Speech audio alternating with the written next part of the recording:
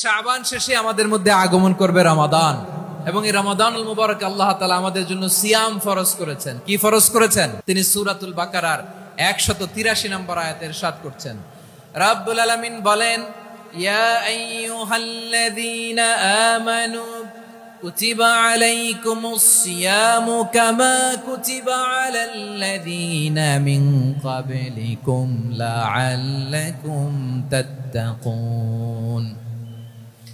আল্লাহ বলেন, ও বিশ্বাসীরা শোনো শোনো, তোমাদের জন্য সিয়ামকে ফরজ করা হয়েছে, ঠিক যেমন ভাবে তোমাদের পূর্ববর্তী উম্মতদের উপরও সিয়ামকে ফরজ করা হয়েছিল, লাআল্লাকুম তাত্তাকুন, যাতে করে তোমরা সবাই মুত্তাকি হতে পারো।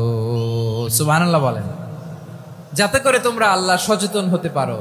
তাহলে সিয়ামকে, এই সামনে যে রমাদান আসতেছে আমার প্রিয় ভাইয়েরা, এই পুরো রমাদান ব্যাপী সিয়াম